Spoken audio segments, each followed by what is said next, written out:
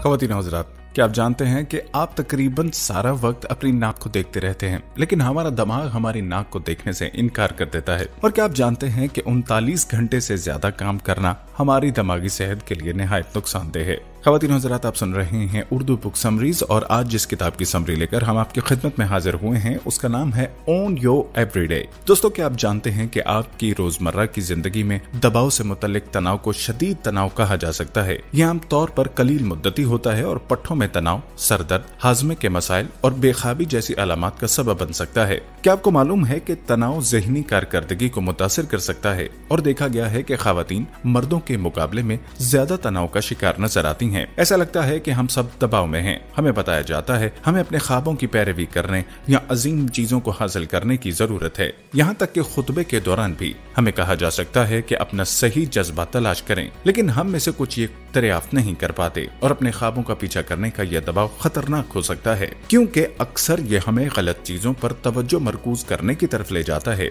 इससे पता चलता है कि मकसद एक ऐसी चीज है जिसे हम दुनिया के सामने सबूत के तौर पर बरकरार रख सकते हैं कि हम कामयाब हो रहे हैं। ऐसी चीज जो नौकरी, डिग्री, सोशल मीडिया प्लेटफॉर्म में पाई जाती है। ये वीडियो आपको दबाव को रोकने में मदद करने के लिए है, क्योंकि असल मकसद आपके काम के बारे में नहीं है और यह यकीनी तौर पर दुनिया को कुछ साबित करने के बारे में नहीं है।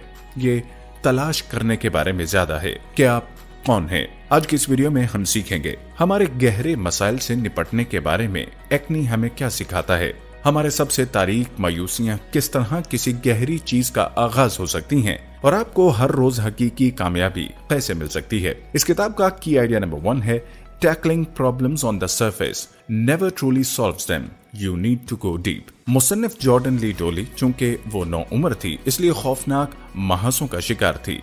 एक 13 साल की उम्र में क्लास में एक प्यारे लड़के को मुतासिर करने की कोशिश करते हुए उसे शर्मनाक महसूस हुआ। एक बालिग होने के नाते जब उसे एक ऐसा काम करना पड़ा जिसके लिए कैमरे के सामने बैठने की खास मिकदार की जरूरत होती है, उसे ये एक हकीकी मसला मालूम हुआ। ये इस मुकाम पर पहुंच गया जहां वो जिल्द के नीचे गहरी दर्दनाक निशानात का सामना कर रही थी। उसने शर्मिंदगी की वजह से डॉक्टर्स के पास जाने की मुखालिफत की। ज्यादातर उसने अपनी जाहिरी शक्ल की खामियों को छुपाने के लिए मेकअप का इस्तेमाल करते हुए जद्दोजहद की, लेकिन जब वो आखिरकार डॉक्टर के पास पहुंची तो उसने उसे एक सच बताया जो उसके स्किन केयर के मसाइल से भी आगे निकल गया। यहाँ अहम पैगाम ये है कि सतह पर मसाइल से निपटना उनका सही मानों में हल नहीं करता। आपको गहराई में जाने की जरूरत है। अर्दन के डॉक्टर ने उसे बताया कि उसके महासों के मसले को मेकअप से छुपाने की कोशिशें शायद उसे मजीद खराब कर रही हैं। अगरचे इस मसले की वजह कुछ गहरी थी, जैसे तनाव या फिर ग़िज़ा। मेकअप यकीनी तौर पर मदद नहीं कर रहा था। यहाँ हम सब के लिए एक सबक है। क्या आपने कभी अपनी खामियों को छुपाने की जरूरत महसूस की है?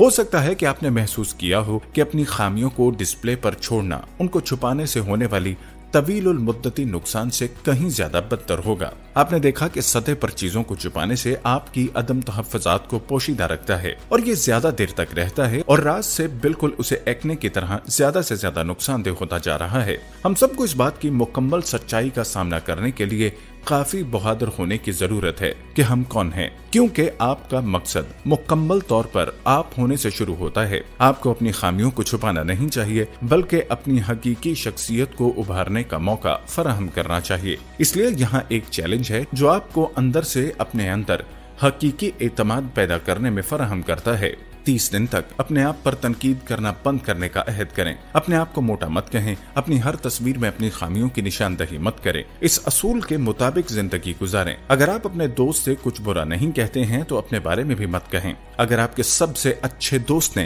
रात के खाने पर मजाक करने की कोशिश करते हुए मुकम्मल तौर पर बमबारी की है तो क्या आप उसे बताएंगे कि वो बिल्कुल अजीब है और उसे ये छोड़ देना चाहिए? नहीं। इसलिए खुद से भी ऐसी बातें ना करें। आपको बाहर से किस तरह देखा जाता है इसके बारे में जुनून बंद करें। अपने पूरे हकीकी वजूद को गले से लगाएं, क्योंकि यहीं से आपका मकसद शुरू होता है। इस किताब का की आइडिया नंबर 2 है stepping out of your comfort zone is essential for meaningful life. क्या आपने कभी महसूस किया है कि आप वाकई वो नहीं हैं जो दूसरे लोग आपको समझते हैं कि अगर सबको पता चल जाए कि वाकई पर्दे के पीछे क्या हो रहा है तो वो सोचेंगे कि आप मुकम्मल फ्रॉड हैं। इस परेशानी को इम्पोस्टर सिंड्रोम कहा जाता है और उर्दन ने अपनी पूरी बालिग जिंदगी उसके साथ जिद्दोजहद की। उसका कैरियर सिर्फ चीजों को आजमाने का नतीजा रहा है। कॉलेज की तालिबा के तौर पर उसने अपनी दस्तकारी के लिए एक एटसे स्टोर का आगाज किया। जब फरोख्त कम हो गई तो उसने सोशल मीडिया पर जिंदगी के असबाक और मशवरे पोस्ट करके एक ऑनलाइन फॉलोइंग बनाई।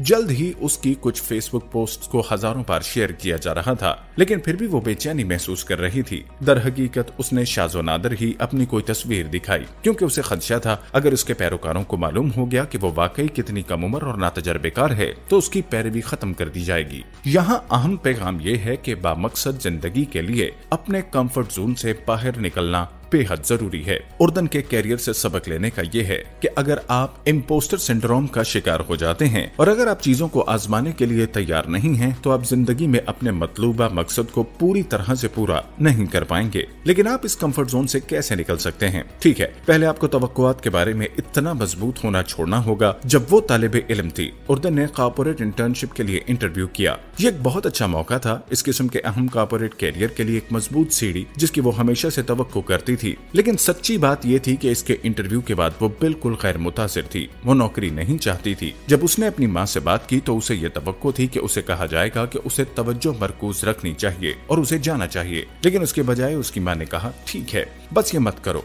फिर अक्सर हम चीजें सिर्फ इसलिए करते हैं कि हम खुद से उसकी तवक्को करते हैं या इसलिए कि हम समझते हैं कि दूसरे हमसे इसकी तवक्को करते हैं। लेकिन तवक्कुआत को आपके अपने हकीकी मकसद को तलाश करने से रोकने न दें। दूसरा ये कि छोटे कदम उठाकर अपने कंफर्ट जोन से बाहर निकलना आसान बनाएं। जब उर्दन ने अपना इट्सी स्टोर शुरू किया तो उसने 5 साल कारोबारी मंसूबा नहीं लिखा। उसने ये सब कुछ सामने लाने की कोशिश की होती तो वो कभी नहीं जा पाती। उसके बजाय उसने छोटे छोटे कदम उठाए। इट्सी के बारे में सीखना, कुछ पेंट और कैनवस लेने के लिए हॉबी लॉबी जाना, पहले फरोख्त करना। जिंदगी में आपको शुरू करने के लिए ये सब कुछ करने की जरूरत है। आप कुछ भी शुरू करने की तरफ सिर्फ एक नन्हा कदम उठा सकते हैं। इस किताब का की आइडिया नंबर 3 है, disappointment is tough but it can also be a powerful and positive force. उर्दन के कॉलेज की दोस्त, जो बाद में उसका शौहर बन गया, एक फुटबॉल स्टार था। मेट ने NFL कैरियर का ख्वाब देखा, उसके लिए नाकाबिले यकीन हद तक मेहनत की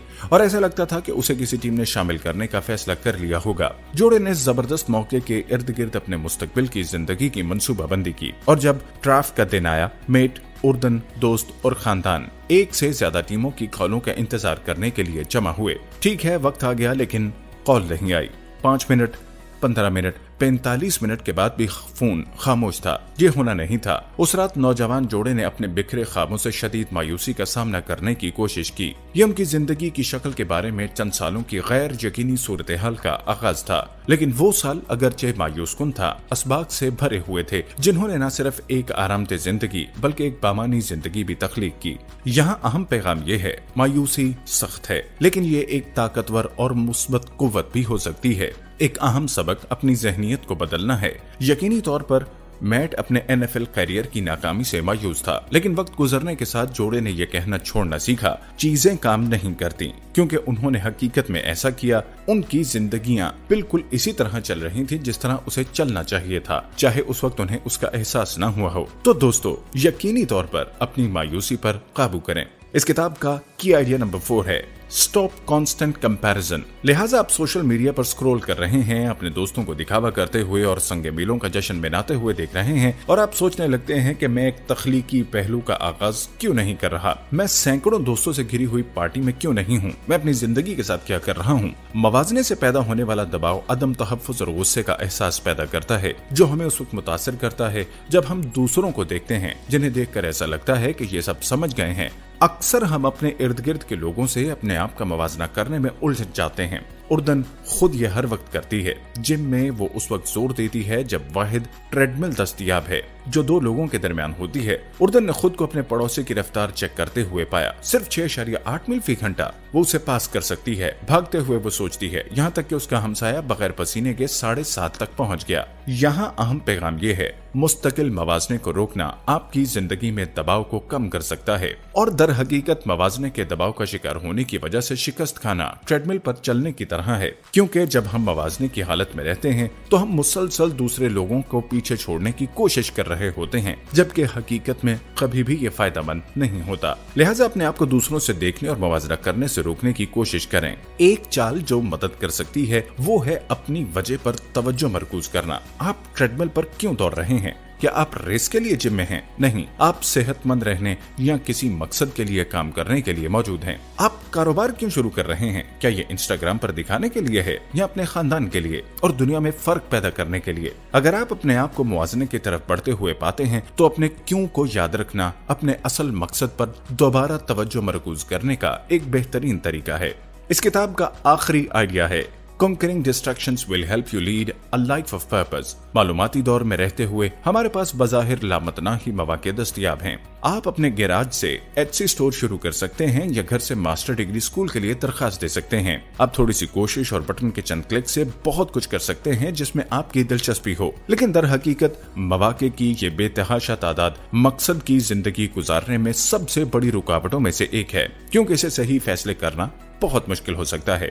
आप कैसे जान सकते हैं कि आपको क्या हासिल करना है और आपको क्या हासिल करने के लिए जमीन पर भेजा गया था, जब आपके सामने 1 मिलियन ऑप्शंस हों और जब बहुत सारे आसान पुरकशिश खलफशार हों? यहाँ अहम पैगाम ये है, खलफशार पर काबू पाने से आपको मकसद की जिंदगी गुजारने में मदद मिलेगी। तो हम ऑफ रोड जाने से कैसे बच सकते हैं? ठीक है, पहला कदम आपके सबसे आम खलफशार की निशानदही करना है, जिन चीजों का आप एक जबरदस्त दिन के इख्तिताम पर मुज़ाहमत नहीं कर सकते, जैसे तफरीह की तलाश में सोशल मीडिया पर स्क्रॉल करना। आप पहले से तयशुदा खलफशार का मसला ये है कि वो हमें गैर फ़आल जिंदगी की तरफ ले जाते हैं। हमारा जितना ज्यादा ध्यान बटा हुआ होगा उतने ही ज्यादा हम गैर फ़आल और बामकसद बन जाते हैं। तो अपने आप को जाने कि जब जिंदगी थोड़ी मुश्किल हो जाती है या जब आप कोई सख्त फैसला करते हैं तो आप किस किस्म के खलफशार में पड़ जाते हैं। दूसरा मरहला 10-10-10 के असूल को अपनाना है। ये तसव्वुर मुसन्निफ सोजी ने तैयार किया। ये जबरदस्त फैसला करने का एक गेम प्लान है। ख्याल सादा है। हर बार जब आपको इस बारे में फैसला करने की जरूरत हो कि आप किस चीज पर वक्त गुजारने जा रहे हैं, अपनी पसंद के नताइज पर गौर करें। 10 मिनट में, 10 हफ्तों में और 10 सालों में। अचानक परेशान कुन खलील मुद्दती इंतखाब कम पुरकशिश लगता है। यकीनी तौर पर आपके बच्चे को कैंडी देने से अगले 10 मिनट हमार हो जाएंगे, लेकिन 10 हफ्तों में क्या वो कैंडी आपके बच्चे के लिए फायदेमंद होगी? अब चीजें मुख्तलिफ नजर आती हैं। लिहाजा अगली बार जब आप इस मुश्किल लेकिन फायदेमंद प्रोजेक्ट को खत्म करने की बजाय नेटफ्लिक्स की तरफ बढ़ें तो खुद को चेक करें। 10-10-10 असूल का इत्तलाक करें। जब आप ऐसा करते हैं तो आप देखेंगे कि खलफशार आपको ऐसी जिंदगी से रोक रहा है जो आपको वाकई करने के लिए बनाया गया था। नाज़रीन, उम्मीद करते हैं कि आज की बुक समरी आपको बहुत पसंद आई होगी। ऐसी ही मजीद बुक समरीज को देखते सुनते रहने के लिए हमारे चैनल को लाइक और सब्सक्राइब करना हरगिज मत भूलिएगा।